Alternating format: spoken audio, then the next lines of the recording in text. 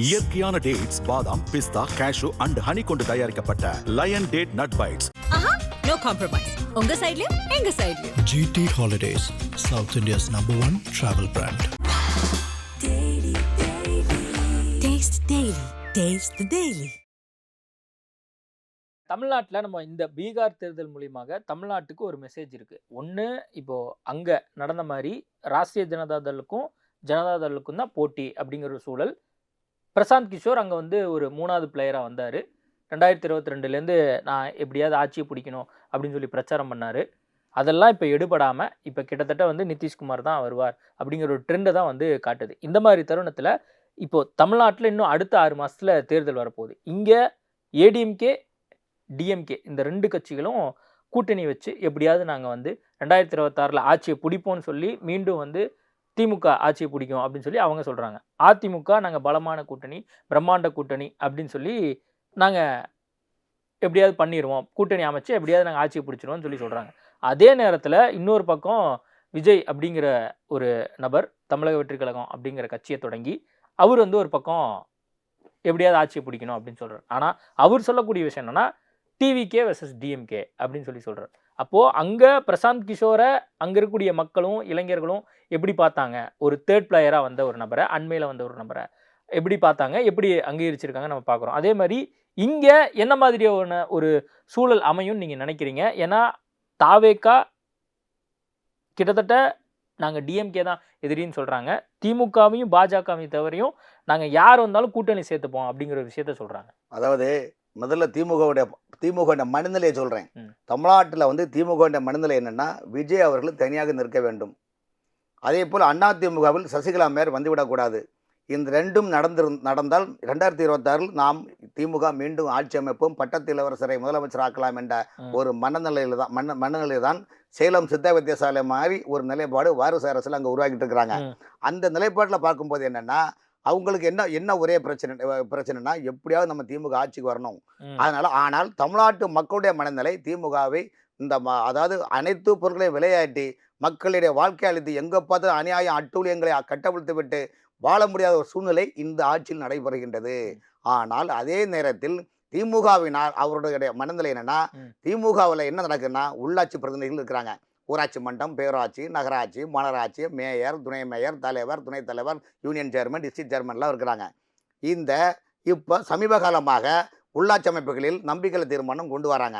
99% உள்ளாட்சி மன்றங்களில் நம்பிக்கை தீர்மானத்தை மனநிலையில் இருக்குது. ஏன்னா இந்த பிரச்சனை என்பது திமுகவுடைய கொள்கை ரீதியான அல்ல, கொள்ளை அடிப்பதில் உள்ள பிரச்சனையால தான் திமுக காரங்களே திமுகவுக்கு ஓட்டு போட மாட்டாங்க.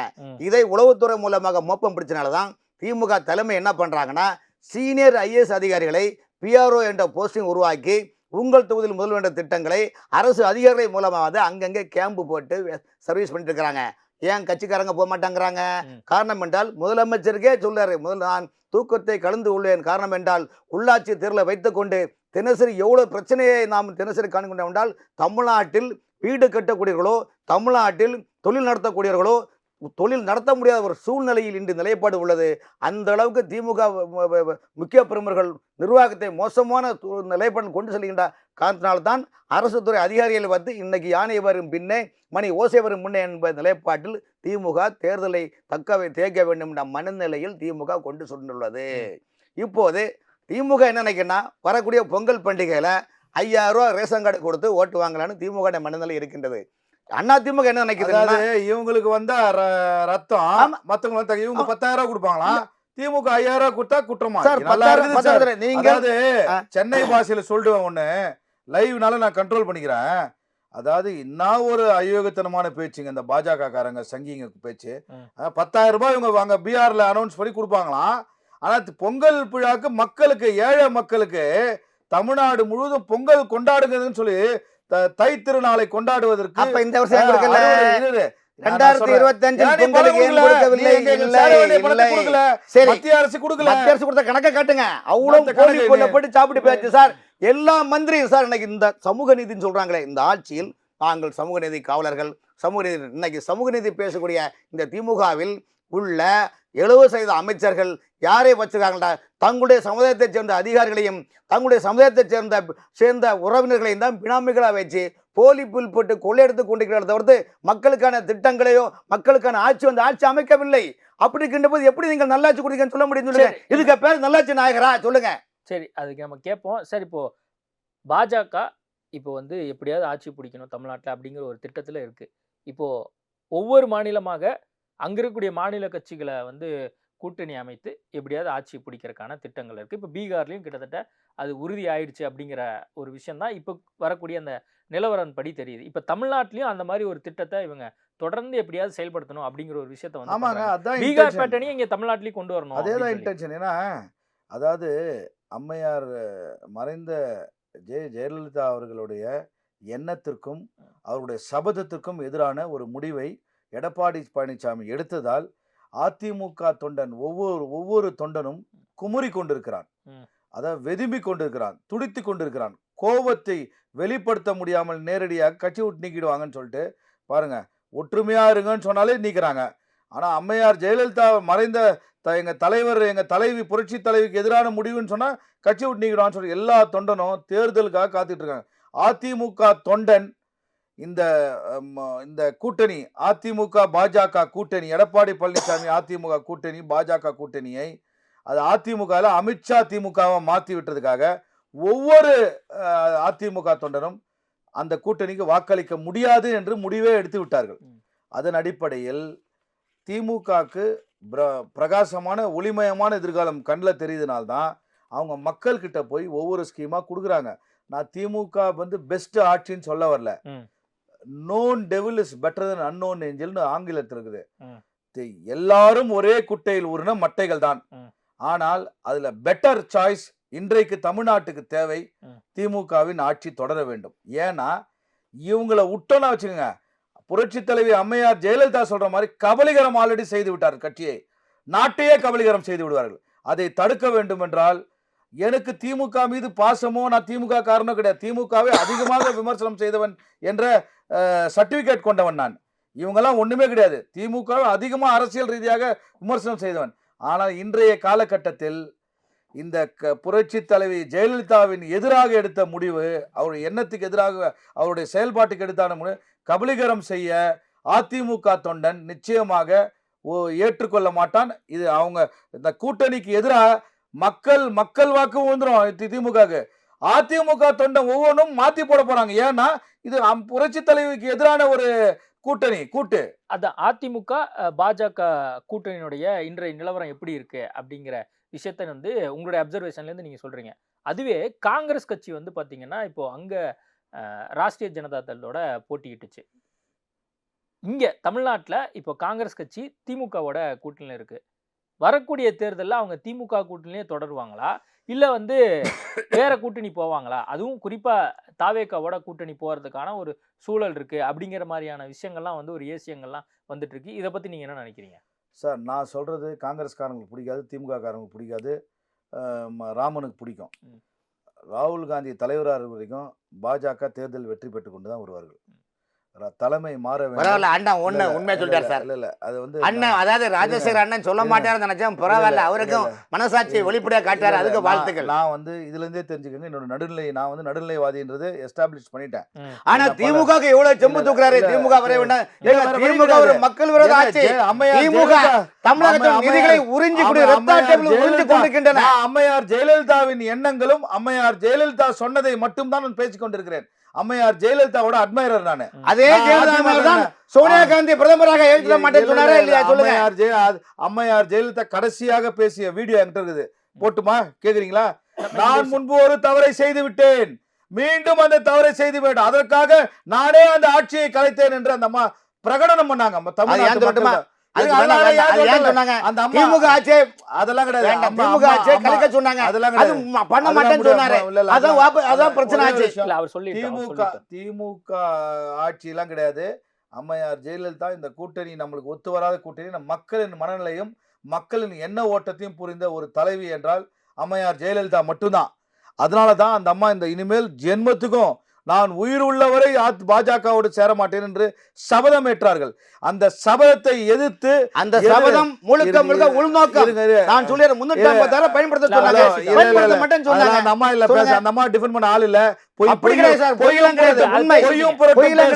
பொய்யும் புரட்டும் பேசும் இந்த கூட்டத்துக்கு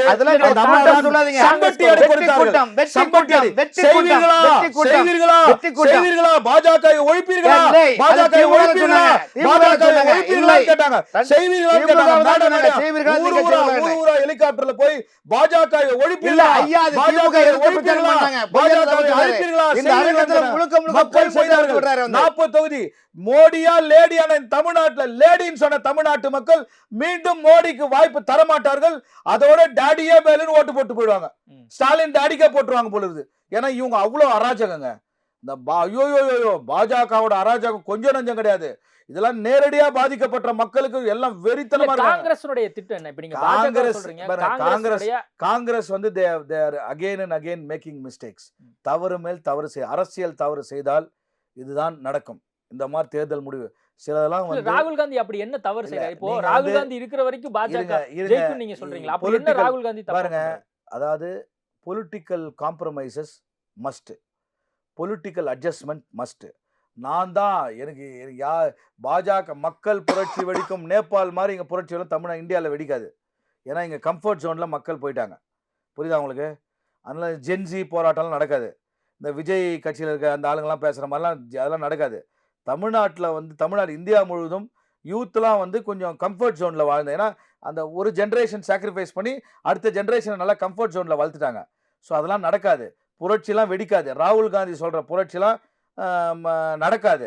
ஸோ நடக்காத பட்சத்தில் பாஜகவின் வட இந்தியாலையும் மத்திய இந்தியாலையும் பாஜக வெற்றி தடுக்க strategy, political strategy, political arithmetics, political mathematics, political coalitions, political alliances, political adjustments, political compromises, இது எல்லாத்தையும் செய்தால் மட்டுமே பாஜகவின், அதாவது ஆலமரமாய் வளர்ந்திருக்கும் பாஜக கடந்த 15 ஆண்டுகளாக மீண்டும் ஒரு 5 ஆண்டுகள், அதெல்லாம் 18-20 ஆண்டுகள் ஆலமரமாய் வளர்ந்து விட்ட பாஜகவை வீழ்த்த வேண்டும், அரசியல் ரீதியாக வீழ்த்த வேண்டும் என்றால் காங்கிரஸ் தன்னுடைய ஸ்ட்ராட்டஜிஸை மாற்றணும். டோட்டலி நீங்க வந்து உங்களுக்கு ஜால்ரா போடுறவனையும் உங்களை புகழ்றவன் மட்டும், இந்த புலவர் வந்து மன்னர்கள் அந்த காலத்துலாம் புலவர் வந்து மன்னா நீங்க இதே செய்து நீ அப்படியா ஆஹா ஓன நான் உனக்கு புரிய 1000 பொற்காசுகள், அந்த மாதிரி அரசியல் எடுபடாது. You should reach out to the masses. Collective responsibilities வரணும். எல்லா தலைவரும் second level third level leaders, அதாவது வெளியே சென்ற தலைவர்கள், டிஸ்கிரண்ட் லீடர்ஸ், அதாவது ஒதுக்கி வைக்கப்பட்ட ஓரங்கட்டப்பட்ட தானாக ஒதுங்கி நிற்கிற தலைவர்களை அழைத்து பேசி எல்லா மாநிலத்தில், நான் I'm not talking about Delhi, through out India எல்லா லீடர்ஸ் சீனியர்ஸ் அவங்களோட எக்ஸ்பீரியன்ஸு, அவங்கவுங்க 50 ஆண்டு காலம் 40 ஆண்டு எக்ஸ்பீரியன்ஸ் கொடுத்துருக்காங்க. அந்த எக்ஸ்பீரியன்ஸ்லாம் பயன்படுத்தி அவங்கள இப்போ சில நீ கட்சி விட்டு வெளில பாஜக சேர்ந்து எல்லாரும் பாதி பேர் போயிட்டாங்க. ராகுல் காந்தி கூட தோளோடு தோல் நின்று ஜோதிராதித்ய சிந்தியா, ஆர்பிஎன் சிங், ஜிதின் பிரசாத் எல்லாருமே போயிட்டாங்க. மிலிந்த் தியோரா எல்லா ராகுல் காந்தி ஏஜ் குரூப்ல இருக்க மொத்த பேர் வெளில போனது காரணம் wrong strategy, wrong approach, wrong moves. இதுல இது சொல்லக்கூடிய ராங் ஸ்ட்ராட்டஜி, ராங் மூவ் எல்லாம் ராகுல் காந்தியுடைய கவனத்துக்கு போயிருக்கும், அல்லது ராகுல் காந்தியே அதை விரும்பினாரா? அதாவது இது வந்து டோட்டலி இன்டர்னல் கொஸ்டின். ஆனா இருந்தாலும் ராகுல் காந்தியோட கோட்டரி, ராகுல் காந்தி சுத்தி இருக்கும் அந்த கூட்டம், ராகுல் காந்தியும் செய்யும் தவறுகள், ராகுல் காந்தியிடம் சென்று இதெல்லாம் தவறுன்னு சொல்வதற்கு தைரியம் இல்லாத ஒரு கூட்டத்தை வைத்து பயணித்தால் நிச்சயமாக பாஜகவுக்கு அது ஆதரவாகவும் பாஜகவுக்கு பெரிய வாய்ப்பாகவும் சாதகமாகவும் தான் அமையும். ராகுல் காந்தி ஒருவேளை அவர் தலைவரா இருந்தா இதெல்லாம் நடக்காம இருக்குமோ? ஏன்னா இப்போ வேற ஒரு நபரை இது போட்டனால மேபி ஒவ்வொரு மாநிலங்களையும் அவங்களுடைய ஆட்சி இழக்கிறாங்க. முழுக்க முழுக்க அவரே கட்சியை டேக் ஓவர் பண்ணா திரு மல்லிகார்ஜுன் கார்கேவை தலைவரா வைத்திருக்காங்க. But the total system is controlled by ராகுல் காந்திஸ் ஆஃபீஸ். ஸோ அப்படி இருக்கும்போது மல்லிகார்ஜுன் கார்கேவை ஃபேஸா வச்சுட்டு, இது எல்லாருக்கும் தெரியுங்க, இந்திய மக்கள் எல்லாருமே இன்னைக்கு வந்து எஜுகேஷன், இன்னைக்கு ஒரு ஃபோனில் எல்லாமே வந்துடுது. ஸோ அதெல்லாம் ஏமாற்ற முடியாது. ராகுல் காந்தியோட இன்டர்ஃபியரன்ஸ் கொஞ்ச நாளைக்கு கட்சியை வந்து வேற ஒரு நபர்கிட்ட கொடுத்தால் நிச்சயமாக அந்த கட்சி ரிவைவ் ஆகிறதுக்கு வெற்றி பெறுவது வாய்ப்பு இருக்குது. யார்கிட்ட கொடுக்கணும்னு நீங்க அது ஏன்னா லிஸ்ட் ஆஃப் இல்ல அது வந்து பியூர்லி அது வந்து அந்த காங்கிரஸ் லீடர்ஸ் எவ்வளோ லீடர்ஸ் இருக்காங்க. சசி தரூர் இருக்காரு, மணிஷ் திவாரி இருக்காரு, இந்த G23 இருந்தாங்க பாருங்க, அந்தவங்களாம் எல்லாம் ஸ்டால்வர்ட்ஸ் லீடர்ஸ். இப்போ நிறைய குலாம் நபி ஆசான்லாம் வெளில போயிட்டாரு. சரி, நீங்கள் வந்து எக்ஸ்பீரியன்ஸ் சார், நீங்கள் 1000 தான் இருந்தாலும் என்னோட ஒரு வயசில் மூத்தவர் நினச்சி சொல்கிறேன், ஒரு நாள் என்னுடைய அதிக வயசாக அந்த அனுபவத்தை வந்து நீங்கள் எவ்வளோ கோடி கொடுத்தாலும் வாங்க முடியாதுங்க. இந்த பொலிட்டிக்கல் எக்ஸ்பீரியன்ஸை அவங்க ஷேர் பண்ணாதான் நீங்கள் வந்து அந்த எக்ஸ்பீரியன்ஸை வந்து ஓவர் நைட்டில் நீங்கள் வெளில துரத்த முடியாது. சரி, 1000 விமர்சனம் இருக்கலாம், ஆனால் RSS என்ற இயக்கம், எனக்கு RSS மீது பல விமர்சனங்கள் நான் வைக்கிறேன், கடுமையான விமர்சனங்கள் இருந்தாலும் RSS உடைய கமிட்மெண்ட், டெடிகேஷன். சரி, பிஜேபியோட லீடர்ஸ்க்கு கிரெடிட்டே கிடையாது. அந்த பேக் ஆஃபீஸ் இருக்குது பாருங்க, சங் பரிவார், ராஷ்ட்ரிய ஸ்வயம் சேவக்கோட சங் பரிவாரோட பேக் ஆஃபீஸ், அதுதான் இது எல்லாத்தையுமே. அந்த ஸ்ட்ராட்டஜிலேருந்து அந்த பிரெயின் ஸ்டாமிங் செஷன்ஸு, வார் ரூமு, இது எல்லாமே நாக்பூர்லேருந்து தான் அவங்களுடைய உத்தரவு பிறப்பிக்கப்படுது. அவங்களுடைய ஸ்ட்ராட்டஜி தான் இந்த வெற்றிக்கெல்லாம் காரணம். அவங்க வெற்றி எப்படி ஜனநாயக முறைப்படி வந்துச்சா, மிஸ்யூஸ் ஆஃப் பவர், அதெல்லாம் ரெண்டாவது. பட் அவங்களுடைய திங்க் டேங்க்னு சொல்லுவாங்க, அந்த குரூப் வந்து RSS குரூப் தான். அவங்கள நம்ம பாராட்டி, எங்கே திறமை இருக்குதோ அங்கே பாராட்டி தான் தீரணும்.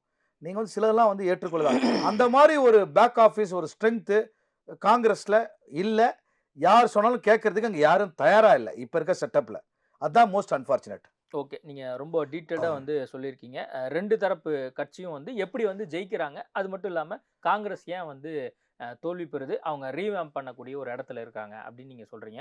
வரக்கூடிய நாட்கள் அது பண்ணுவாங்க அப்படின்னு சொல்லி நம்மளும் எதிர்பார்ப்போம். இப்போ நீங்கள் சொல்லுங்கள் சார், இப்போ தமிழ்நாட்டில் இப்போ அடுத்த 6 மாதத்தில் தேர்தல் வரப்போகுது. இந்த மாதிரி தருணத்தில் இவர் ஒரு முக்கியமான விஷயத்த சொல்லியிருக்காரு, அந்த கட்டமைப்பு தான் ரொம்ப மிக முக்கியமான ஒரு விஷயம் அப்படின்னு வந்து சொல்கிறாரு. நீங்கள் ஆல்ரெடி வந்து அங்கே பயணிக்கக்கூடிய ஒரு நபர் தான். இப்போது காங்கிரஸினுடைய அந்த தோல்விக்கு உங்களுடைய கட்டமைப்பு, அது மட்டும் இல்லாமல் அந்த பார்ட்டியினுடைய அந்த ஸ்ட்ரக்சர் தான் காரணமா? இல்லை, அண்ணன் ராஜசேகர அண்ணன் காங்கிரஸ் இப்படி சொன்னார்ல, 100க்கு 100 உண்மை. காரணம் என்னென்னா, இன்னைக்குள்ள காங்கிரஸ் கட்சியை பொறுத்த வரைக்கும் சீனியர் லீடர் எல்லாமே கட்சியிலேருந்து போயிட்டாங்க, வெளியே போயிட்டாங்க. அவங்கள திரும்ப வான்னு கூட யாரும் கூப்பிடல. ரெண்டாவது, இருக்கிற தலைவர்களுடைய ஒரு கருத்துக்களையும், அதாவது ஒரு 15 ஆண்டுகளுக்கு முன்னால் ராகுல் காந்தி ஒரு சிஸ்டம் கொண்டு வந்தார், தீவிர இளைஞர் காங்கிரஸ் சேர்ப்பு முகான ஒரு சிஸ்டம் கொண்டு வந்தாங்க. அந்த சிஸ்டம் கொண்டு வந்தாங்களா இன்றைக்கி ஒரு பெரிய மாற்றம் வந்திருக்கும், இளைஞர்கள் மத்தியில் மிகப்பெரிய எழுச்சி கொண்டு வந்திருப்பாங்க. ஆனால் அதை என்ன பண்ணால் காங்கிரஸில் மூத்த தலைவர்லாம் போட்டு அந்த திட்டத்தை கிடப்பில் தூக்கி போட்டாங்க. அது பிறகு காங்கிரஸ் கட்சி இளைஞர்கள் மத்தியில் பெருசாக ஒன்றும், உங்களுக்கு ஒரு குவாலிட்டி, ஒரு ஹோட்டலில் நீங்கள் போகிறீங்கன்னா அந்த ஹோட்டல் நல்ல ஹோட்டலாக இருந்து சாப்பாடு நல்லா இருந்தால் தான் நீங்கள் அதை போவீங்க. அது வெஜிடேரியனோ நான் வெஜிடேரியனோ கரெக்டு தானே இல்லையா? ஒரு ஹோட்டலுக்கு போகிறீங்கன்னா அந்த ஹோட்டல் நல்லா இருக்குது, அங்கே ஃபுட்டுலாம் நல்லா இருக்குது, சைடு எஃபெக்ட் வராதுன்னா நீங்கள் போவீங்க. அதே போல் காங்கிரஸ் கட்சியை பொறுத்தவரைக்கும் இன்றைக்கி பார்த்தீங்கன்னா தேய்பிறையான ஒரு நிலைப்பாடு தான் இந்த கட்சி இன்னைக்கு இருந்துட்டு இருக்குது. இந்த கட்சி இன்னைக்கு முழுக்க தேய்பிறையை நோக்கி பயணித்து கொண்டிருக்கின்றன. அவர் ராகுல் காந்தி வந்து மக்களுக்கு தேவையான திட்டங்களை வடிவம் கொடுத்து இன்ஃப்ராஸ்ட்ரக்சரான திட்டங்கள் அவங்க யாருமே எதுவுமே சொல்றதே கிடையாது. ஆனால் பாஜக பொருளை எந்த இடத்துல என்ன பேசினா எந்த சிஸ்டம் எப்படி பேச முடியும் என்ற நிலைப்பாடு வளர்ச்சி பாதையில் நோக்கி தான் இன்னைக்கு பிஜேபி இவ்வளோ பெரிய மாற்றம் கொண்டு வந்து இன்னைக்கு கிட்டத்தட்ட 21 மாநிலங்களில் ஆட்சி அமைக்கிறாங்க. இன்னும் பிரதமரே சொல்லி 2046 வரைக்கும் மத்தியில் பாஜக தான் ஆட்சி அமைக்கும் என்ற நிலைப்பாடு மக்கள்கிட்ட நம்பிக்கை கொடுக்குறாங்க. ரெண்டாவது, மக்களிடம் கொடுக்கக்கூடிய வாக்குறுதிகள் எல்லாமே அயோத்தியா கோயில் வாக்குறுதி ஓகே ஆயிடுச்சா இல்லையா? ஒரே நாடு ஒரே தேசம் ஒரே ரேஷன் கடை சிஸ்டம் இதெல்லாம் கொஞ்சம் கொஞ்சமாக கொண்டு வராமா இல்லையா? அந்த அடிப்படையில் பார்க்கும்போது தமிழ்நாட்டை பொறுத்தவரைக்கும் இன்றைக்கி காங்கிரஸ் கட்சியுடைய மூத்த பெருந்தலைவர் காமராஜருடன் பயணித்தவர் திருச்சி வேலுச்சாமி இன்னைக்கு வரையும் திமுகவை கிழிக்கிறது காரணம் அவங்க காங்கிரஸ்களே மதிக்க கிடையாது. தமிழ்நாட்டு காங்கிரஸை பொறுத்த வரைக்கும் காங்கிரஸ் கட்சியை சேர்ந்த 2 தலைவர்கள் மட்டும்தான் திமுக வைத்து பலன் அடைகின்றார்கள். மற்றபடி அவங்க யாரையும் மதிக்கிறது கிடையாது. கம்யூனிஸ்டுக்கும் மரியாதை கிடையாது. காரணம் என்றால் திமுக வந்து கலைஞர் திமுக என்பது வேறு. காங்கிரஸ் எப்படி இன்னைக்கு இந்திரா காங்கிரஸ் இல்லை, இது இத்தாலி காங்கிரஸ் எப்படி இருக்கின்றதோ அதே போல் திமுக என்பது இன்னைக்கு ஒரு குடும்பத்தின் கையில் மாட்டிக்கொண்டு மக்களை இன்னைக்கு வந்து சுரண்டி கொண்டு வாழக்கூடிய நிலைப்பாடு இருக்கின்றது. இந்த ஆட்சி வீழ்த்தப்படும். நிச்சயமாக என்டிஏ கூட்டணி ஆட்சி தமிழ்நாட்டில் மலரும். ஓகே, பொறுத்திருந்து பார்ப்போம். வாய்ப்பில்லை ராஜா, வாய்ப்பே இல்லை. அதிமுக தொண்டன் கங்கணம் கட்டிட்டு இருக்கான். கங்கணம் மொத்த பேரும் அதிமுக தான் சொந்த கட்சி. இந்த பாஜக அதிமுக, எடப்பாடி அதிமுக, அமித்ஷா அதிமுக ஓட்டு போட மாட்டான். அதிமுக தொண்டை வாய்ப்பே இல்லை. அதோட தொடர்ந்து போக போக புரியும் இந்த பூவின் வாசம் தெரியும் சொல்றேன். அதாவது போக போக தெரியுன்ற வருது ஆப்பு பின்னாடியே வருது, கண்டிப்பா பெருசா நடக்கும். ஆப்பு திமுக அமைச்சருடைய சரி, ஊழல் okay. அமைச்சர்படி ஈடியும் ஐடியும் வந்து கொண்டே இருக்கின்றன. அதைத்தான் அண்ணன் மறைமுக சொல்றாரு. ஓகே, இந்த சிறப்பு அமர்வுல பங்கேற்ற 2 பேருக்கும் மிக்க நன்றி. இயற்கையான டேட்ஸ், பாதாம், பிஸ்தா, கேஷு அண்ட் ஹனி கொண்டு தயாரிக்கப்பட்ட lion date nut bites. No compromise. உங்க சைடுலயும் எங்க சைடுலயும். GT Holidays, South India's #1 travel brand. Taste the Daily. Taste the Daily.